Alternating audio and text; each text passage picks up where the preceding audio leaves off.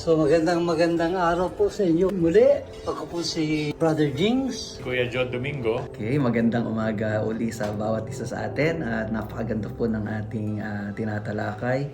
Yung tanong na kailangan pa ba ng Panginoon na mag-suffer? Pwede bang hindi na? But only speak a word and my servant will be healed. Speak a Kasi word. bakit kailangan pa niya magdusa? Kailangan pa niya mag-suffer? Speak a word. Well, kailangan sapagkat ang suffering na ito ay isang bahagi ng pagpapakita ng ating Panginoon na talagang ginanap niya yung kanyang gampanin bilang manunubos. Kasi nga po, tayo ang dapat maghirap, parusahan.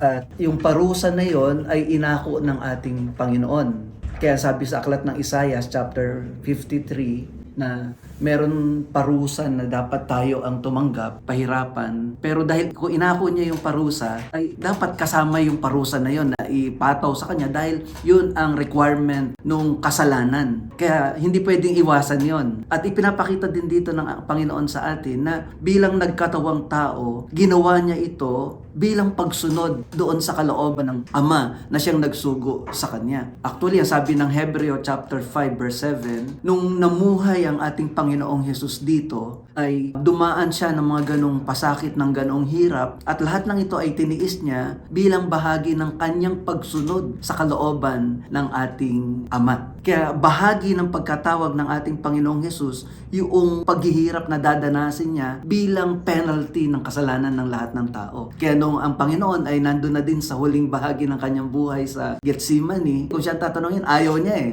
Kaya panalangin niya, Abba, all things are possible unto thee. Take away this cup from me. Nevertheless, not my will, but thine be done.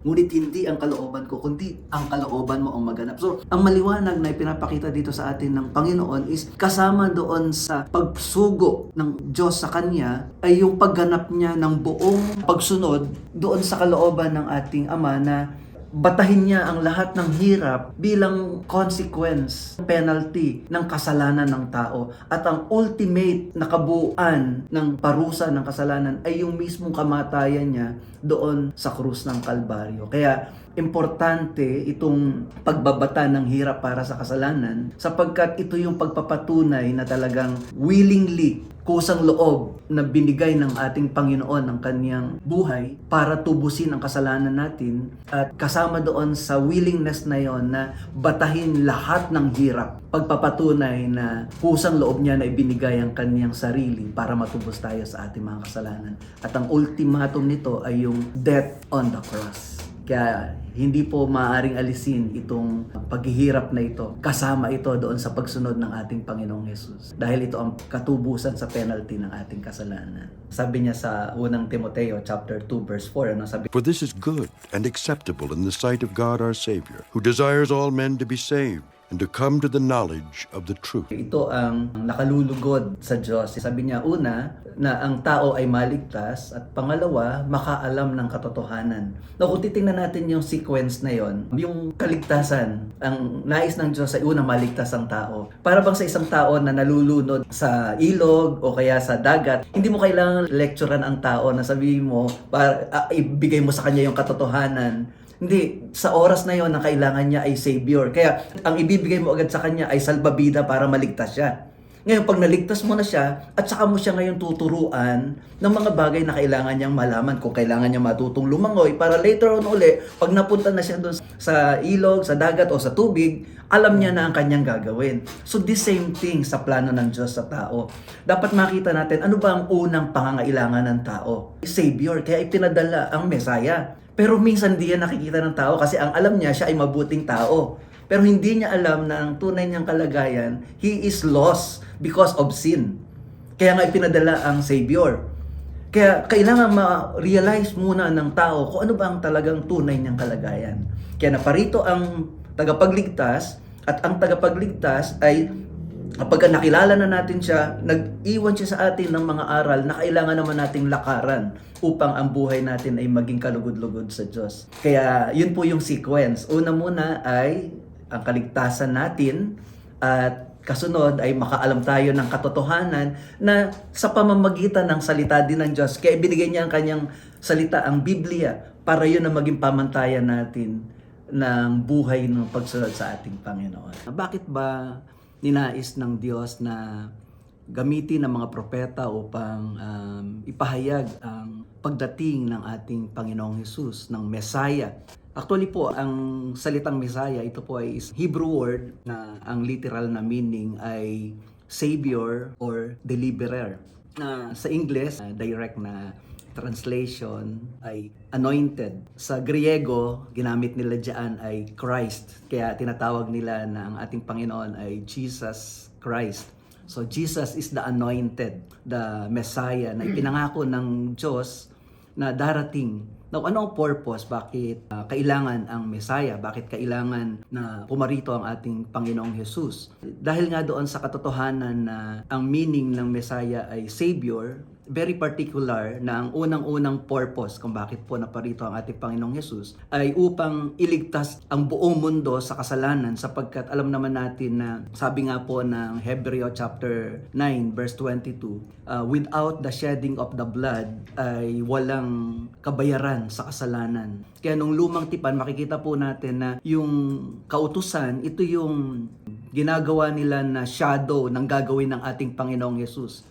Kaya noon sa kautusan po, maraming mga pagkatay ng mga hayop para pambayad sa kasalanan ng tao. At finally, sa pagdating ng ating Panginoong Jesus, tinatapos niya na yung shadow na yon na ginagawa sa pamamagitan ng kautusan. Kaya sa pagdating ng Messiah, yun ang ipupulfill ng ating Panginoon para hindi na natin paulit-ulit na gawin pa yung paraan ng paglilinis ng kasalanan sa pamamagitan ng dugo ng hayop. Kaya once and for all, yung dugo ng ating Panginoong Jesus ang naging sapat na kabayaran para sa paglilinis sa kasalanan ng tao. Kaya yun yung unang purpose kung bakit kailangan ng Messiah. He suffered for our sins. And also, makikita din natin na pangalawang dahilan kung bakit naparito ang ating Panginoong Hesus, hindi lang para linisin tayo sa ating mga kasalanan, which is the requirement for the law. Dahil doon sa kamatayan ng Panginoong Hesus, doon sa krus, ay nagkaroon tayo ng restoration sa ating relationship sa Diyos. Yan naman ay sinasabi sa aklat ng Colossus chapter 1 verse 20 na sabi,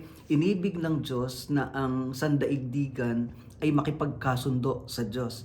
Kaya sa pamamagitan ng kamatayan ni Kristo sa krus ay nagkasundo nga ang sangkatauhan at ang Diyos. So, una, dumating siya upang tayo ay linisin sa ating kasalanan, pero hindi doon natapos. Pangalawa, dahil nilinis na niya tayo sa ating kasalanan, yung kamatayan ng ating Panginoong Hesus na restore yung relationship natin sa Diyos, sapagkat ang kasalanan nga ang humahadlang doon sa ating relationship sa Diyos. Kaya ibig sabihin, binura na yung kasalanan na yon, kaya tayo ay muli na makababalik sa Diyos. Now, third reason, bakit parito ang ating Panginoon? Para ipakita sa atin na pwede tayong mamuhay muli, na maipamuhay ang ating buhay na exclusively para na lang sa ating Panginoon na nagligtas sa atin. Yun ang dahilan kung bakit makalalakad na tayo sa kalooban ng Diyos. Kasi inalis na tayo ng Panginoon mula doon sa kaharian ng kadiliman at dinala niya na tayo sa kaharian ng kaliwanagan at yun ang kaharian ng Diyos at namumuhay na tayo para sa Diyos. So habang tayo naririto sa mundong ito, lumalakad tayo sa pangunguna ng Panginoon. At kung siya ay dumating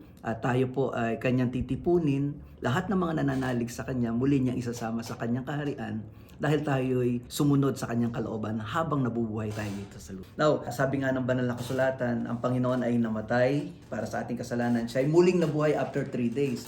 Now, yung pagkabuhay na yon ng Panginoon, yun ay para sa atin. Pinapakita niya sa atin na mayroong muling pagkabuhay at yung muling pagkabuhay na yon ay sa pamamagitan ng newness of life in the Spirit. Na tayo na sumusunod sa Panginoon dahil nga binuran niya na yung ating kasalanan. Nilinis niya na tayo. Sabi ng Bible, mapalad ang sino man na ang kanyang kasalanan ay nilimot na. Kaya ibig sabihin, meron tayong clean slate sa harapan ng Diyos na ngayon pwede na tayo makapagsimula ng newness of life. At hindi na yung dating uri ng pamumuhay ang ating nilalakaran, kundi sa gabay at patnubay ng banal na Espiritu. Sabi ng banal na kasulatan, tayo na nananalig sa Panginoon ay taglay natin ng Espiritu ng Diyos. At yung Espiritu ng Diyos na yon ang nagbibigay sa atin ng kakayahan para makasunod sa kalooban ng Diyos. Kung noon ang kautusan ay parang nahihirapan tayong sundin, ngunit dahil sa kakayahan ng banal na Espiritu na ibinigay sa atin, yung banal na Espiritu ang nagpapaalaala sa atin ng salita ng Panginoon, at ang banal na Espiritu din ang tumutulong sa atin upang makalakad tayo sa kalooban ng Diyos. Hindi lamang natin ninanasa na makasunod sa kalooban ng Diyos, kundi because of the power of the Holy Spirit in us, it has given us the power to do the will of God. At yun yung makikita natin na ginawa ng ating Panginoong Jesus. Nung siya ay naririto bilang Messiah, namuhay siya sa gabay ng Espiritu. Kaya nagagawa niya ang kalooban ng Diyos sapagkat ang kanyang buhay totally ay idinepende niya sa Diyos sa pamamagitan ng Espiritu. Kaya nakita natin nung nandito ang Panginoong Jesus, sabi, siya'y pinuspos ng Espiritu ng Diyos. Kaya ganun din tayo, habang lumalakad tayo sa Panginoon sa panahon na ito, sa gabay at patnubay ng banal na Espiritu, ang kaluwalhatian ng Diyos ay makikita sa ating mga buhay. Na totoo, pwede tayong makapamuhay sa gabay ng banal na Espiritu at ang ating buhay ay kalugod-lugod sa Panginoon. Kaya anumang oras na dumating sa atin na tayo tawagin na ng Panginoon, kung magwakas ng ating buhay, makatitiyak tayo na yung ipinamuhay natin sa gabay at patnubay ng banal na Espiritu, ang ating buhay ay magpapatuloy sa presensya ng Diyos kasi lumakad tayo ayon sa kanyang kalooban. Katulad ng ating Panginoon, bilang Mesaya, naganap niya ang lahat ng pinagawa ng Diyos sa kanya. Kaya nung nagwakas ng kanyang buhay, ang buhay niya ay nagpatuloy sa presensya ng Diyos dahil lumakad siya sa kalooban ng Diyos. God bless po.